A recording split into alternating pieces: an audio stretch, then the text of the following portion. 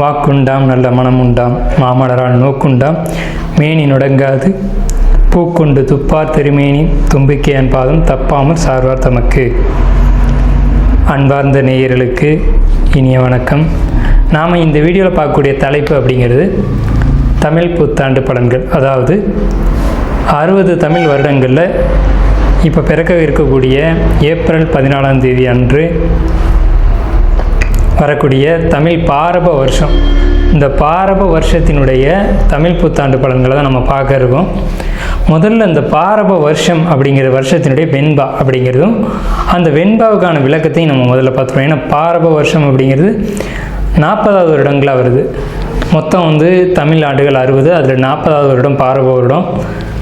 இந்த 40வது வரக்கூடிய பாரப வருடத்தினுடைய வெண்பா அப்படிங்கிறது மிக்க பாரபத்தின் பின் மலையாம் தக்க பசுக்கள் தலைக்குமே இக்கு பழிக்காது நால்வகை உயிருக்கும் இன்பம் கழிக்காதனவே கருது அப்படின்னு சொல்லியிருக்காங்க. இதுக்கு அர்த்தம் என்ன அப்படின்னு பார்த்தீங்கன்னா, இந்த பாரப வருஷத்தினுடைய ஆண்டின் பிற்பகுதி நல்ல மழை பொழியும், தக்க பசுக்கள் தலைக்கும், அதாவது நல்ல பசுமாடுகள் நல்ல பசுமாட்டினுடைய பால் வளம் பெருகும் அப்படின்றத சொல்லியிருக்காங்க.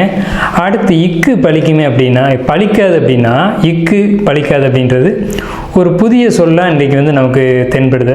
அப்போ இக்கு அப்படின்ற சொல்லுக்கான அர்த்தம் அப்படிங்கிறது சூதுவாது. அதாவது ஒரு எப்படி சொல்கிறது அப்படின்னா, ஒருத்தரை வஞ்சிக்கிறது, ஒருத்தரை ஏமாற்றுறது, நம்ப வச்சு துன்பத்தை அனுபவிக்க வைக்கிறது அப்படிங்கிற வார்த்தையை தான் இக்கு அப்படின்ற சொல்லினுடைய அர்த்தமாக இந்த தமிழ் அகராதியில் குறிப்பிடப்பட்டிருக்கு. இக்கு பழிக்காது நால்வகை உயிருக்கும் இன்பம். 4 வகை உயிர்கள் அப்படிங்கிறது 4 வகைப்பட்ட ஊர்வன, நடப்பன, பரப்பன, மனித இனம் அப்படின்ற 4 வகை உயிருக்கும் இன்பம் அப்படின்றத சொல்லியிருக்காங்க.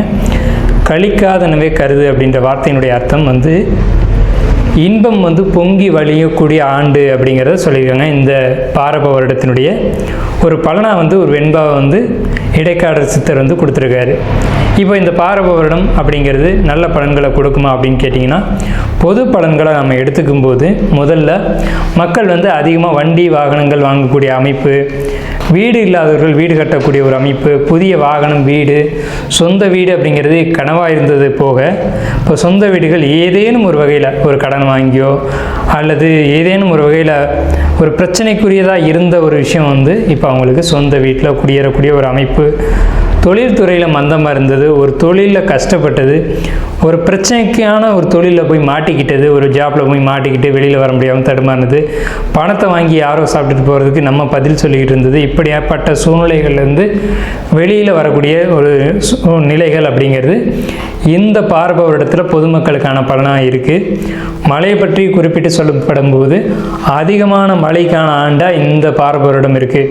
12 வருடங்களுக்கு ஒரு முறை கடகராசியில் குரு பகவான் சஞ்சரிக்கக்கூடிய இந்த பாரப வருட ஆண்டு முழுக்கவே, இந்த ஆண்டு முழுக்கவே குரு பகவான் உச்ச நிலையில் கடகராசியில் இருக்கிறதுனால தங்கம் விலை குறையும், அரசியல் மாற்றங்கள், மக்களுடைய துன்பங்களை துடைக்கக்கூடிய, மக்களுடைய அக்கறை மீது நலன் கருதக்கூடிய அரசு தலைமைக்கு வரக்கூடிய இந்த பாரப வருடமாக இருக்கும்.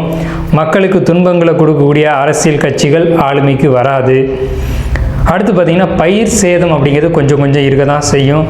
மக்கள் பொறுத்த வரைக்கும் நோய்கள் பாதிப்பு அப்படிங்கிறது இல்லவே இல்லை அப்படின்னு சொல்ல முடியாது. கண், வெப்பம், அதே மாதிரி அம்மை போன்ற நோய்கள் இதெல்லாம் கொஞ்சம் கொஞ்சம் இருக்க தான் செய்யும். பயிர்களை பொறுத்த வரைக்கும் நீர் நிரம்பி வழிகிறதுனால ஏற்படக்கூடிய பயிர் சேதம் அப்படிங்கிறது கொஞ்சம் கொஞ்சம் நிச்சயமாக இருக்கும். ஸோ அப்போ என்ன பண்ணலாம் அப்படின்னா, பயிர் எப்படி பயிர் மேலாண்மை அப்படிங்கிறதுக்கு இந்த காலகட்டத்தில் மக்கள் கவனம் அதிகமாக எடுத்துக்கணும். நல்ல விளைச்சல்கள் உண்டாகும். பணப்பயிர்கள் நிறைய விளையும். பணப்பயிர்கள்னு சொல்ல முடியும் போது நெல், கரும்பு, வாழை அப்படின்னு சொல்லக்கூடிய 3 பயிர்களும் மிகுந்த விளைச்சல்கள் உண்டாகி நல்ல ஒரு விளைச்சல் உருவாகும். இந்த ஆண்டில், அதாவது கடந்த ஆண்டில் பொருளாதார தட்டுப்பாடுகள் மிகுதியாக இருந்தது. பணத்தை பார்க்குறதே ஒரு அரிதான ஒரு விஷயமா இருந்த காலகட்டத்தில் இந்த சமயத்தில் பணம், பொருளாதாரம் அப்படிங்கிறது தேவைக்கு மிகுதியாக இவங்களுக்கு உங்கள் கையில் பணப்புழக்கம் அப்படிங்கிறதெல்லாம் மக்கள்கிட்ட இருக்கும். அப்போ மக்கள்கிட்ட பணப்புழக்கம் இருக்கும்போது சந்தோஷமான நிகழ்வுகள், சந்தோஷமான காலகட்டம் அப்படிங்கிறது இருக்கும். தங்களுடைய தேவைகளை பூர்த்தி செய்யக்கூடிய காலகட்டமாக இருக்கும். ஸோ இந்த பாரப வருடத்தை பொறுத்த வரைக்கும் எல்லா விதமான நன்மைகளும் குறிப்பாக பேங்கிங் செக்டரில் கூடியவங்க, வங்கியை சார்ந்த துறைகளில் இருக்கக்கூடியவங்களுக்கு நல்ல ஒரு ஆண்டாகவே இருக்க போகுது. அதே மாதிரி தங்க நகைகள் சேர்க்கக்கூடிய அமைப்பு, முடிஞ்ச வரைக்கும் தங்க நகைகளை சேர்த்துக்கோங்க. இந்த ஆண்டு தான் தங்கத்தினுடைய விலை அப்படிங்கிறது ஒரு சரியான ஒரு நிலையில் இருக்கும். ஸோ மக்களுக்கு வாழ்த்துக்களும் வணக்கங்களையும் கூறி நம்ம ராசி பலனுக்குள்ளே போகலாம். அன்பார்ந்த மீன ராசி நேயர்களே, இந்த புத்தாண்டு பாரப வருடம் நமக்கு எப்படி இருக்க போகுது? எல்லாரும் சொல்கிறாங்க இந்த வருஷம் ஜென்மச்சனி அப்படின்னு சொல்கிறாங்க. 5ஆம் இடத்துக்கு குரு வந்து ஆட்சி பலம் பெற்று உச்ச பலம் பெற்று நம்ம ராசி 9ஆம் பார்வையை பார்க்கறதுனால எந்த ஜென்மச்சனியும் நம்மளை பாதிக்க போகிறது இல்லை. எல்லா வகையிலும் குறிப்பாக தொழில் முயற்சிகள், வேலை முயற்சிகள், செய்யக்கூடிய வேலைகளில் முன்னேற்றங்களை தான் கொடுக்க காத்துக்கிட்டு இருக்கு. அதனால் அதை நினச்சி நீங்கள் கவலைப்பட வேண்டிய அவசியம் அப்படிங்கிறது இல்லை. இருந்தபோதும் நீங்கள் வந்து கவனமாக இருக்க வேண்டிய விஷயங்கள் அப்படிங்கிறது இதெல்லாம் நான் ஒரு லிஸ்ட் அவுட் கொடுத்துட்றேன். இப்போது நம்ம மீனராசிக்கு எந்த விதமான ஒரு கஷ்ட சூழ்நிலைகளும் இல்லைன்னு சொல்கிறோம். ஆனால் இதில் வந்து எச்சரிக்கையாக இருக்க வேண்டிய விஷயங்கள் அப்படின்னு பார்க்கும்போது, வெளிநாடு பயணங்கள் முயற்சிகள் பண்ணிங்கன்னா அதை கைவிட்டுருங்க, வேண்டாம். ஏன்னு கேட்டிங்கன்னா இப்போ வந்து வெளிநாடு போகணும்னு முயற்சி பண்ணும்போது சில பிரச்சனைகளும் சில சங்கடங்களும் நமக்கு ஏற்படும். அதே மாதிரி புதிய தொழில் முயற்சிகள், தொழில் பண்ணாமல் எப்படி சார் இருக்கிறது அப்படின்னு கேட்டிங்கன்னா, தொழில் பண்ணி அதில் வந்து பிரச்சனை சந்திக்கிறத காட்டிலும் தொழில் பண்ணாமல் இருந்துட்டு போயிடுறது நல்லது. ஏன்னு கேட்டிங்கன்னா, ஒரு தொழிலில் பண்ணுறேன்ட்டு அகலக்கால் வச்சுட்டு அந்த இன்வெஸ்ட்மெண்ட் பண்ண பணத்தை கூட எடுக்க முடியாத அளவுக்கு தடுமாறுவீங்க.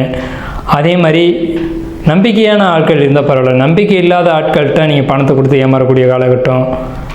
அதாவது இப்போ ஒரு திடீர்னு தெரிஞ்சவங்க அப்படின்னு சொல்லி ஒரு பெரிய அமௌண்ட்டை கொடுத்துட்டு நீங்கள் எப்போ கொடுத்தீங்க, என்ன ப்ரூஃப்னு நம்மக்கிட்டே திருப்பி கேட்கக்கூடிய அமைப்புகள்லாம் இந்த ஜென்மச்சனி காலகட்டங்களில் வரும். ஸோ இந்த மாதிரி விஷயங்களை தவிர்த்துக்கோங்க. அதுக்காக யாரையுமே நம்பாமல் இருங்க அப்படின்னு நம்ம சொல்ல. க்ளோஸ் ரிலேட்டிவோ, க்ளோஸ் நண்பர்களோ, நெருங்கிய நண்பர்களோ, அவங்களுக்கான மதிப்பு மரியாதைகளை நம்ம கொடுத்து தான் ஆகணும். அவங்களுக்கு நம்ம பணமோ கொடுக்கலாம், வட்டிக்கு கொடுக்கலாம். அதன் மூலமாக ஒரு புண்ணியத்தையும் பணத்தையும் நம்ம சேமிக்கலாம்.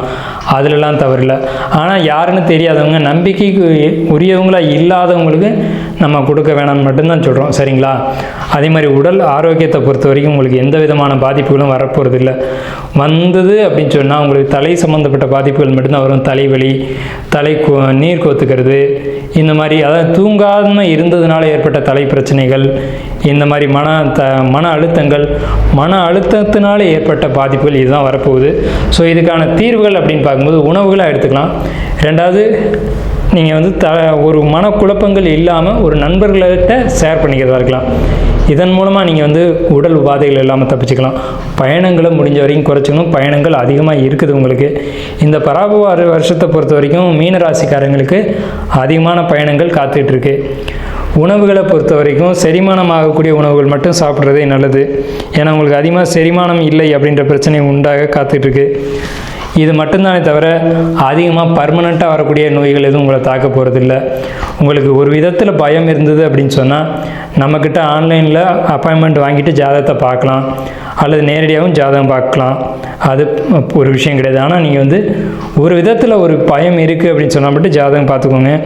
வைட்டமின் சி அதிகமுள்ள உணவுகளை நீங்கள் அதிகமாக எடுத்துக்கலாம். வைட்டமின் சி அதிகமுள்ள உணவுகள் தக்காளி, கேரட்டு, பீட்ரூட்டு, இந்த மாதிரியான உணவுகள். அதே மாதிரி உணவு கட்டுப்பாடு ரொம்ப முக்கியங்க. காஃபி, டீ குடிக்கிறது இதெல்லாம் குறைச்சிக்கணும். அதே மாதிரி வால்நட், பாதாம், செர்ரி, பூண்டு இந்த உணவுகள் அதிகமாக சேர்த்துக்கணும். ஆரஞ்சு பழம் நிறைய சாப்பிட்டுக்கணும். எலுமிச்சம்பழ சாறு இதெல்லாம் நிறைய சாப்பிட்டுக்கணும். நீ எலுமிச்சம்பழ சாறுன்னா கடையில் சாப்பிடக்கூடாது. நம்ம வீட்டில் இயற்கையான பழத்தை வாங்கி நாமளே புழிஞ்சு சாப்பிட்ணும். முட்டைக்கோஸ் அதிகமாக சாப்பிட்லாம். கீரைகள் அதிகமாக சாப்பிட்லாம். அதே மாதிரி வால்நட், பாதாம், ஓட்ஸு இதெல்லாம் அதிகமாக சாப்பிட்லாம்.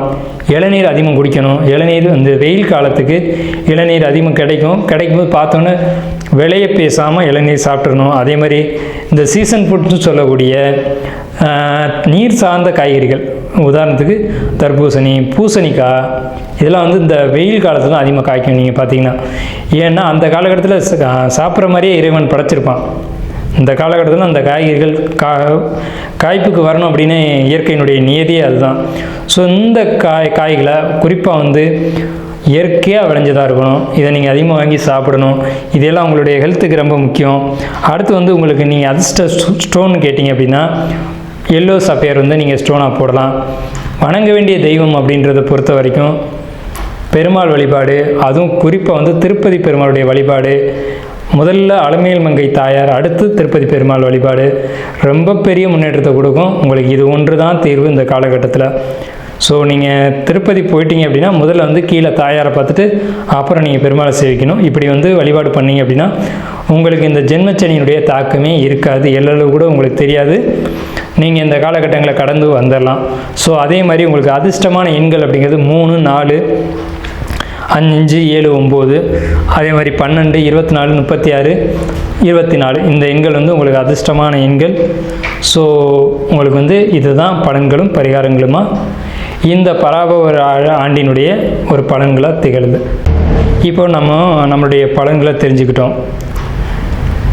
ஜோதிடத்தின் மீது ஆர்வம் கொண்டவங்களோ அல்லது கிரக நிலைகளை பற்றி தெரிஞ்சுக்கணும்னு நினைக்கிறவங்களோ அல்லது தனிப்பட்ட முறையில் ஜாதகம் பார்த்துக்கணும் அப்படின்னு நினைக்கிறவங்க, ஆன்லைன்லேயோ அல்லது நேரடியாகவோ தெரிஞ்சுக்கணும்னு நினைக்கிறவங்க, வாஸ்து தெரிஞ்சுக்கணும்னு நினைக்கிறவங்க, அல்லது வீடு பார்க்கணும், எங்களுடைய வாஸ்து குறைகள் இருக்குதுன்னு சந்தேகப்படுறோம் அப்படின்னு தெரிஞ்சுக்கணும்னு நினைக்கிறவங்களுக்கு ஒரு சின்ன ஒரு விஷயம் என்னென்னு கேட்டிங்கன்னா, நமக்கு ஸ்க்ரீனில் தெரிகிற நம்பருக்கு நீங்கள் கால் பண்ணி பதிவு பண்ணிவிட்டு எப்போ வேணாலும் நம்மளை வந்து கால் பண்ணலாம். பதிவு பண்ணிக்கோங்க. உங்களுக்கான சர்வீஸ் பண்ணி கொடுக்கறதுக்கு நம்ம காத்துட்ருக்கோம். நன்றி, வணக்கம், வாழ்த்துக்களும்.